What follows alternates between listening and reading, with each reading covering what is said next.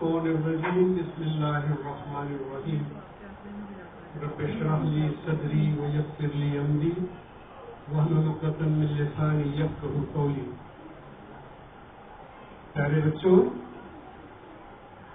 میرا دل بہت خوش ہوا آپ لوگوں کی یہ ساری پرفارمنس اور سارا کچھ دیکھ کر۔ یہ دونوں دن 14 اگست کا دن اور 6 ستمبر کا دن ہماری تاریخ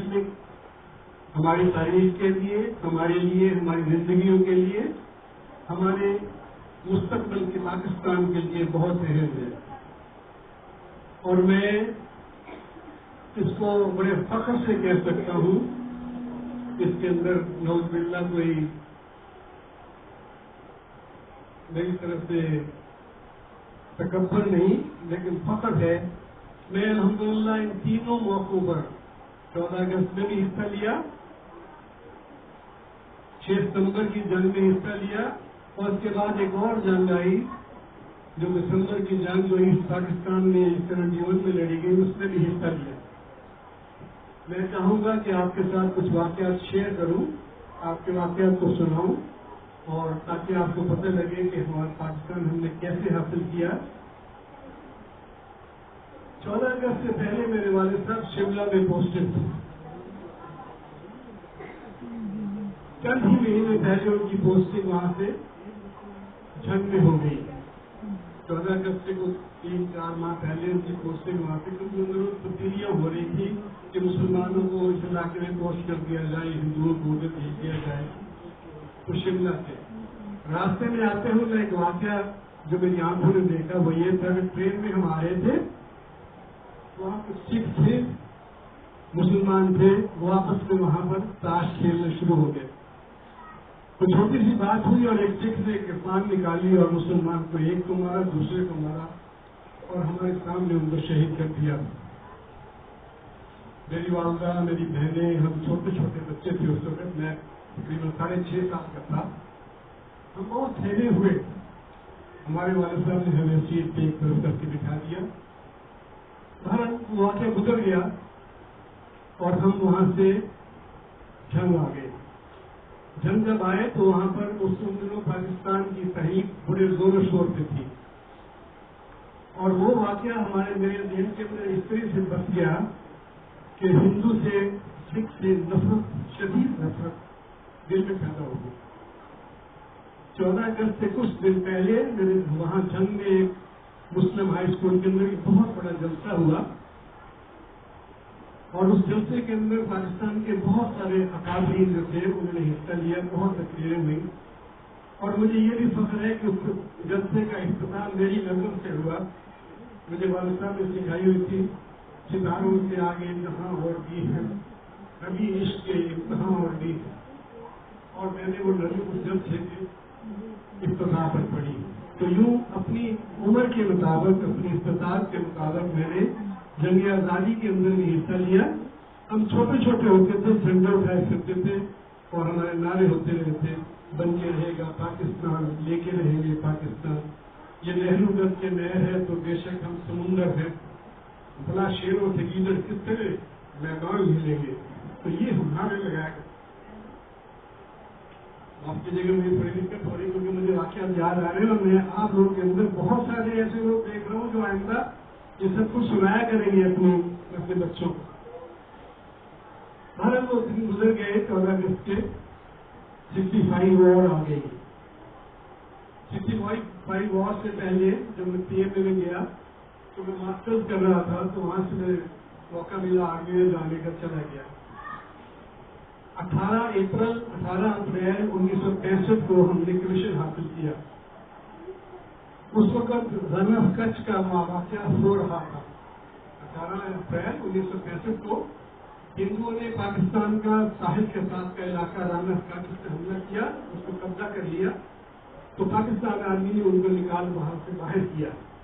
یہ ہماری 65 کی جنگ کے آثار تھے، جہاں پر جو رن آف کچھ کے اندر ہوئے، وہاں سے نکال باہر کیا۔ پھر ہلکا سے ایک معاہدہ ہو گیا، اور یوں لگا جیسے کہ اب جنگ نہیں ہوگی، اور ہم لوگوں کو جب ہم نے تازہ کمیشن لیا تھا، ہمیں بیسک کورس کے لیے نوشہر بھیج دیا گیا۔ हम वहाँ कोर्स कर रहे थे। कोर्स के दौरान कभी खबर आए इंडिया हमला करने वाला है, कभी आए नहीं चल गया ये कर दे, कभी कोर्स हमारा 2 महीने का कर दिया जाए, कभी फिर 5 महीने का कर दिया जाए। बहरहाल 4 सितंबर 1965 को फाइनली अचानक तमाम स्टूडेंट्स को सारे अफसर थे लेफ्टिनेंट के थाने में बुलाया गया कि alright you got 2 hours and you pack up your luggage, और ट्रेन जा रही है उसके बाद इतने बजे, और तमाम के तमाम अपनी अपनी यूनिटों में जहां आपकी है आप उनकी सीटें बुक हो गई हैं, आपके ले जाए। मैंने अपना सारा सामान वहां से वहीं से अपने घर के लिए बुक करवा दिया, और फिर अपने पास अपनी यूनिफॉर्म सारी चीजें जो यूज की थी वो ली जो जंग में मुझे काम आ सकती थी, और अपनी यूनिट के लिए चल पड़ा वहां। मेरी यूनिट उस वक्त लाहौर के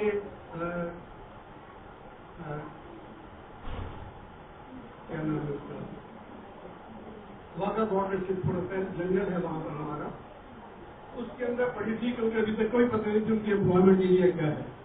उनका एम्प्लॉयमेंट एरिया उस वक्त अलॉट हो गया था, लेकिन अभी तक वो वहां गए नहीं थे। हरबंसपुरा मुझे याद आ गया, हरबंसपुरा के जंगल में हम पड़े हुए थे सारे, हमारी यूनिट। मैं लाहौर स्टेशन से उतरा, वहां से मैंने टैक्सी लेके मैं वहां पहुंचा। तो जब उस यूनिट में पहुंचा तो मैं ये देख के हैरान रह गया कि वहां कोई भी अफसर नहीं था सिवाय हमारे 2IC थे। मेजर हिजाजी थे 2IC, वो वहां पर मौजूद थे। तमाम यूनिट की तमाम गन्ने वहां मौजूद थी, वहां पड़ी थी, तमाम सॉफ्ट व्हीकल तमाम वहां पर मौजूद थी। अफसर कोई नहीं था, क्योंकि सीओ जो थे कमांडिंग अफसर वो ऑफिस को लेके कसूर सेक्टर में पहुंच चुके थे उनको अपने ऑफिस के एरिया देने के लिए। ये 5 सितंबर की शाम का वाकया है, 5 सितंबर की शाम का वाकया, शाम में तकरीबन दोपहर का वाकया। तो मैं पहुंचा, मेरे 2IC अचानक मेरे देख के कहते सही तो आ गया, बहुत अच्छा हुआ। मैं बहुत परेशान था कि मैं सॉफ्ट व्हीकल और सारी जितनी गाड़ियां हैं ये कसूर कैसे दे दूं। तो अभी कॉन्वाई बनाओ उनकी, उनको ले जाओ। उन्होंने मुझे एरिया दिया कि माइलस्टोन 28.4 पे जाके तुमने गाड़ियों को कैमोफ्लेज कर देना है, कोई पता नहीं शायद इंडिया रात को अटैक कर दे, अभी कंफर्म न्यूज नहीं है कुछ भी।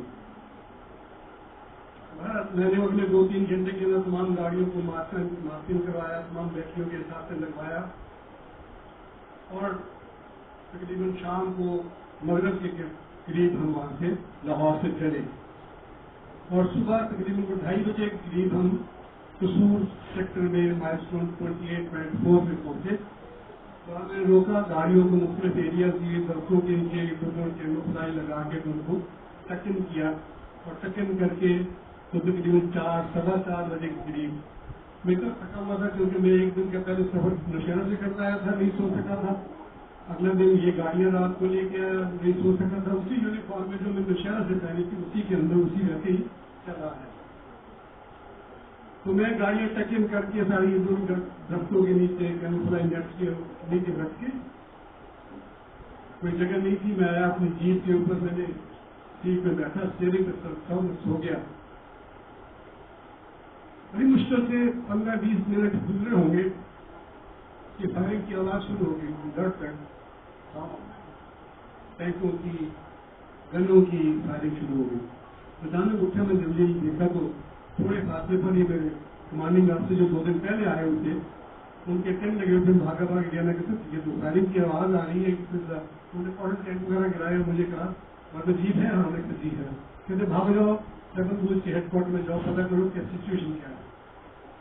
मैं कहता मैं तो नया हूँ यहाँ पर, मुझे पता नहीं जनाब किधर है। उन्होंने फौरन नक्शा खोला, मुझे कहा कि ये रास्ता जाता है, यहाँ से आगे जाओगे BRB क्रॉस करोगे, आगे रोही नाला है वो क्रॉस करोगे, यहाँ से राइट टर्न करना, आगे ना निकल जाना कि दुश्मन के एरिया में ना पहुंच जाना।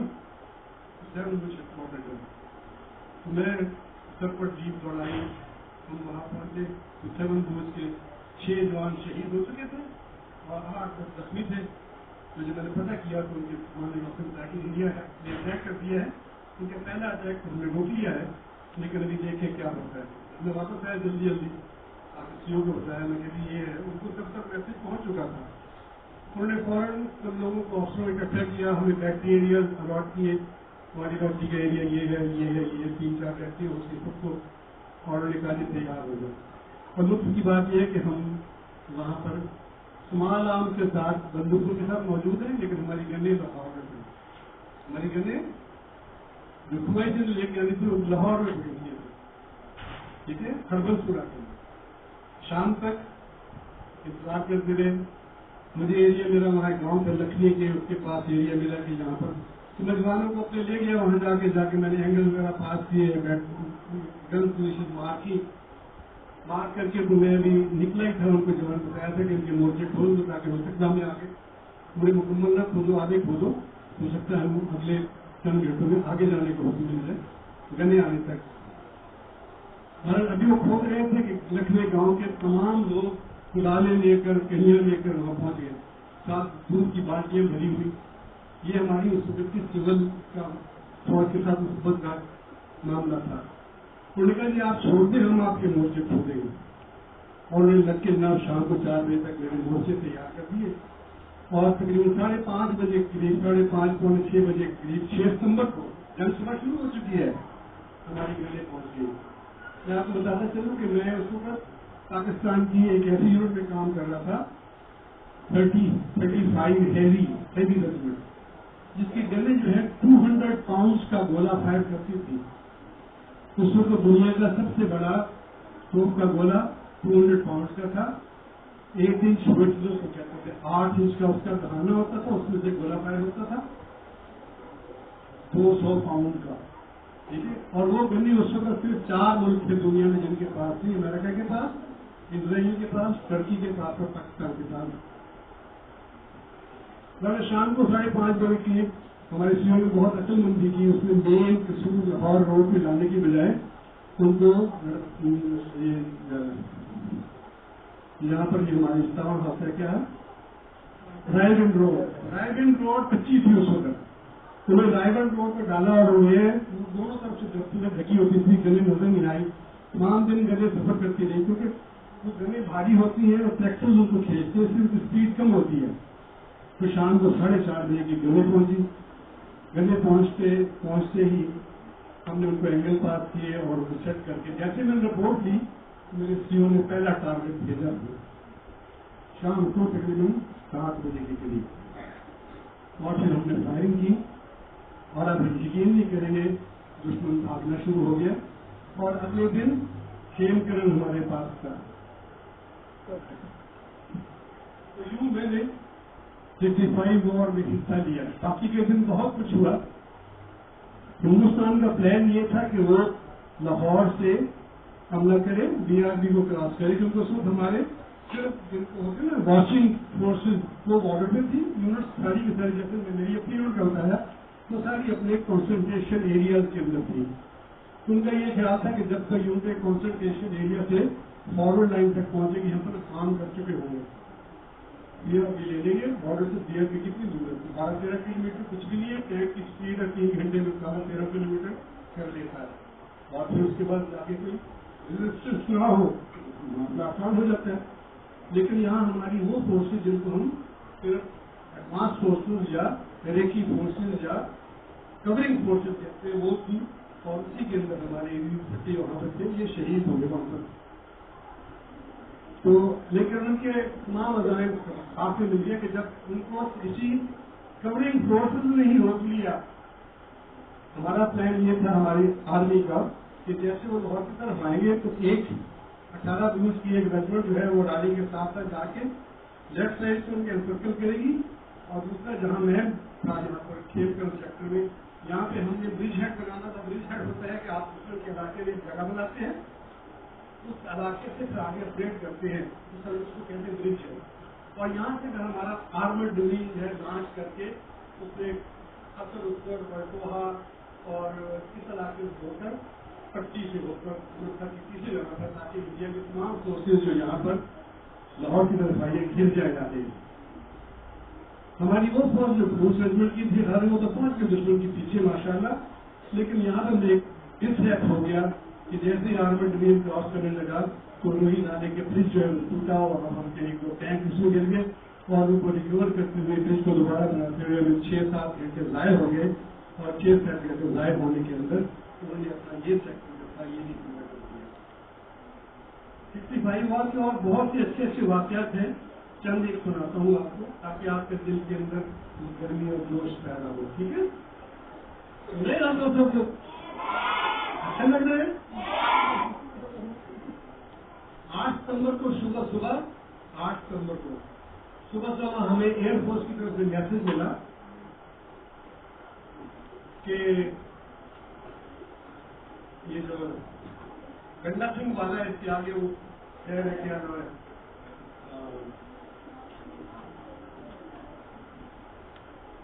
उसके अंदर वहां पर इंडिया का एक रडार है फिरोजपुर की छावनी के अंदर इंडिया का एक रडार है जो हमारा कोई भी एयरक्राफ्ट किसी भी फील्ड से टेक ऑफ करता है तो उसकी नजर में आ जाता है। तो आप अपने अकेली को टास्क दें कि ये रडार को सवार किया जाए।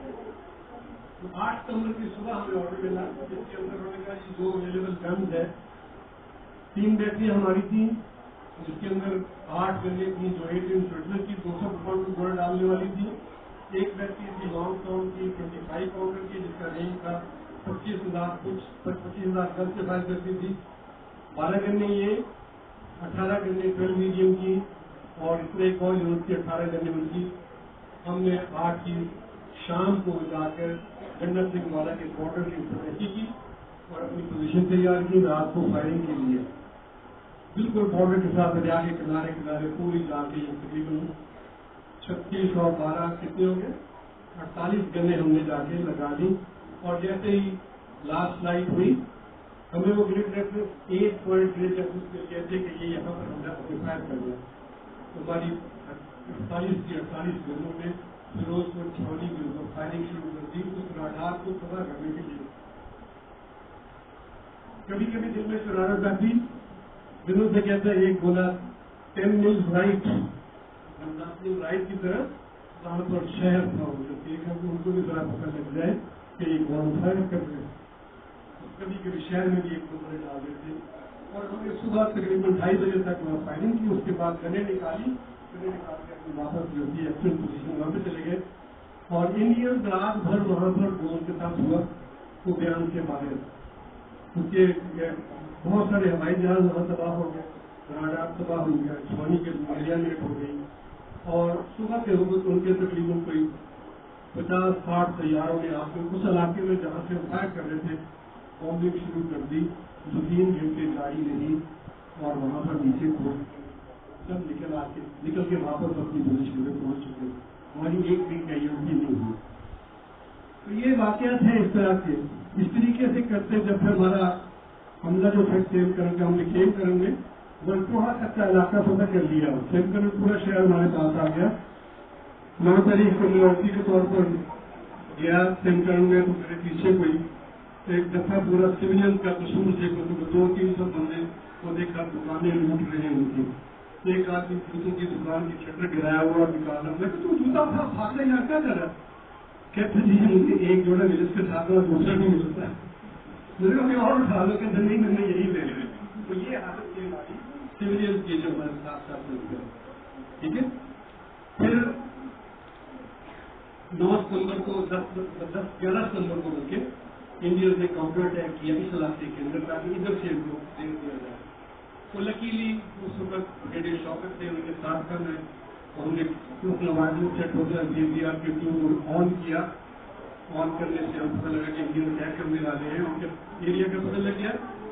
उन्होंने पूरा विक्टर टारगेट देकर तमाम जगहों के उसके ऊपर ले करवा दिया और जैसे ही वो आप पहुंचे उन्होंने फायर किया उसको अटैक होगा खुद ही हमने कर दिया। बाकी इसके बहुत सारे वाकयात हैं एयरफोर्स के जो आपने किताबों पढ़े हैं दूसरे सेक्टर के, मैं सिर्फ अपने वो बता रहा हूँ जिसमें मैं शामिल था। ठीक है, किस तरीके से अल्हम्दुलिल्लाह मैंने 71 वॉर के अंदर भी हिस्सा लिया। उस वॉर के अंदर मैं ईस्ट पाकिस्तान में था और वहां पर भी हमने देश और सामान्य की हालत में जो काम किए हैं वो काबिल तारीफ नहीं बल्कि वो कमाल के काम थे। हमारे एयरपोर्ट के ऊपर सिर्फ एक स्क्वाड्रन था F-86 का। आप हैरान हो गए कि F-7 इंडिया के एक बहुत प्रिय एयरक्राफ्ट है। एयरपोर्ट के ऊपर अपनी आंखों से हमने देखे कि F-86 जो है F-7 को गिरा है और दुनिया तमाम देख देखिए हो क्या रहा है।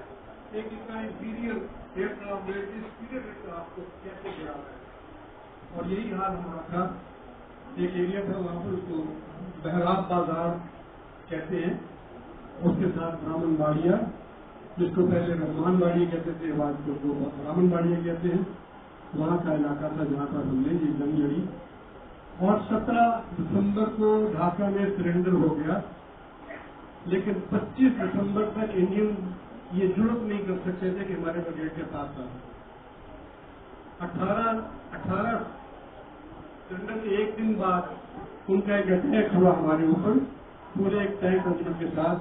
اور میں آج آپ یقین کے ساتھ بتاتا ہوں کہ ہم نے 11 رننگ ٹینک ان کے رننگ حالت کے اندر جو انڈیا چھوڑ کے بھاگ گئے ہم نے کیپچر کیے سرنڈر سے ایک دن بعد. سرنڈر ڈھاکے میں ہو گیا, لیکن ہمارے بریگیڈ نے سرنڈر کے ایک دن بعد ان کے 11 رننگ ٹینک پکڑے, جو ظاہر بعد میں ان کو معاہدے کے تحت کچھ ہم نے ڈسٹرائے کر دیے, کچھ ان کو دینے پڑے. یہ قوم جو ہے بہت مضبوط, بہت دلیر اور بہت جانباز قوم ہے. صرف یہ کیا ہے, ذرا نم ہو تو یہ مٹی بڑی عزت خیز ہے ساتھی. ہمیں صرف معاملہ یہ ہے کہ ہمیں بیٹے بات نہیں کرو, صرف یہ ہے اپنے بچوں کی تربیت کریں, اپنے بچوں کے دل کے اندر سوائے اللہ کے خوف کے اور کوئی خوف نہ رہے. اب آپ تھوڑی سی آزادی کی بھی تو آزادی کی بات کریں. مسلمان آزاد ہے اللہ کی غلامی میں, اللہ کی غلامی میں آزاد ہے. جب وہ ایک اللہ تعالیٰ کی غلامی اختیار کر لیتے تو پھر دنیا میں کسی چیز سے, کسی قوم سے, کسی سے بھی خوف زدہ نہیں ہوتا. یہ ایک سجدہ سے تو یہاں سمجھتا ہے, ہزار سجدوں سے دیتا ہے آدمی کو نجات. تو سجدہ یہ نہیں کہ واقعی سجدہ کرتے ہیں, سجدے کو تو یہی ہے کبھی یہاں پر جھکا دیا, کبھی اس کے آگے سر جھکا دیا, جیسے ہمارے کچھ لیڈروں نے بعد میں امریکہ کے سر جھکا کے قوم کو شرمسار کیا. ہمارا یہ اسکول جو ہے یہ ایک مشنری اسکول ہے, ٹھیک ہے.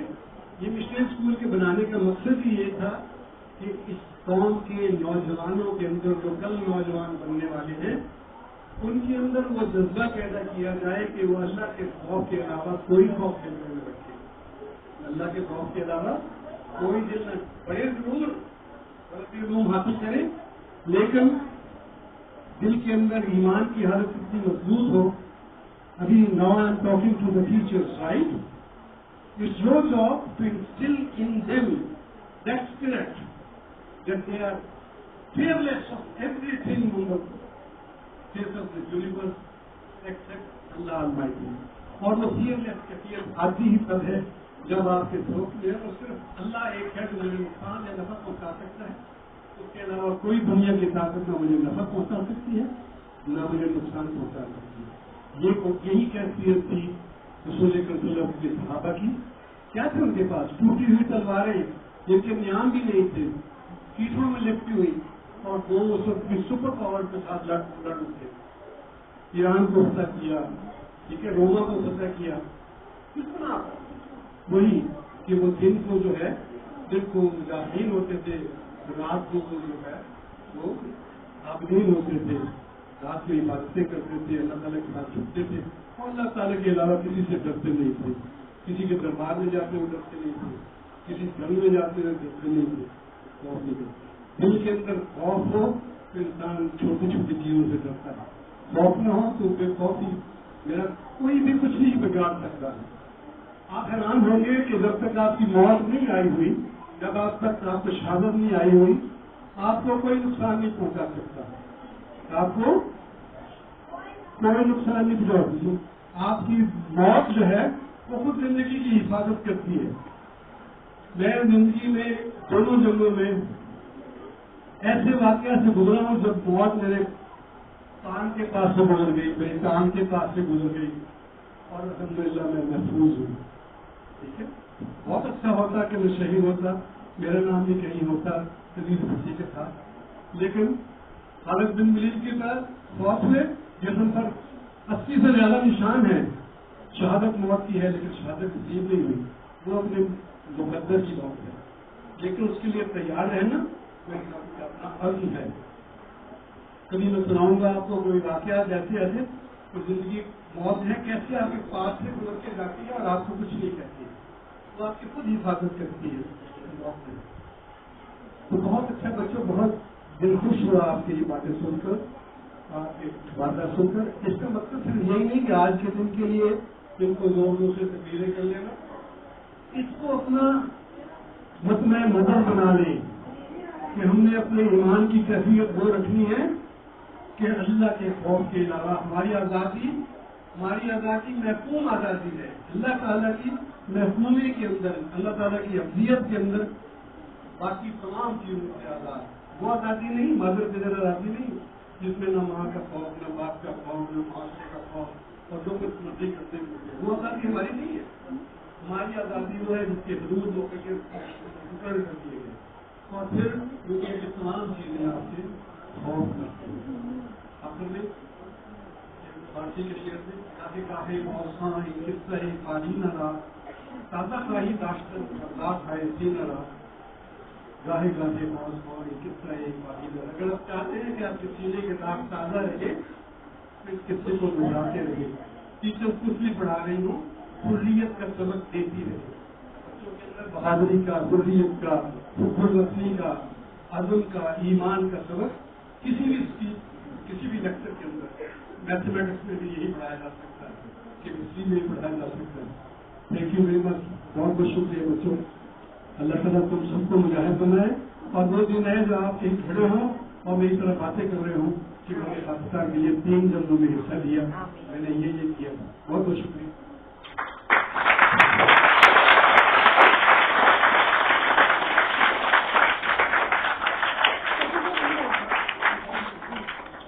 Thank you, sir. To conclude this ceremony, I would like to call Hamza Mahmood from Class 5 Azhar.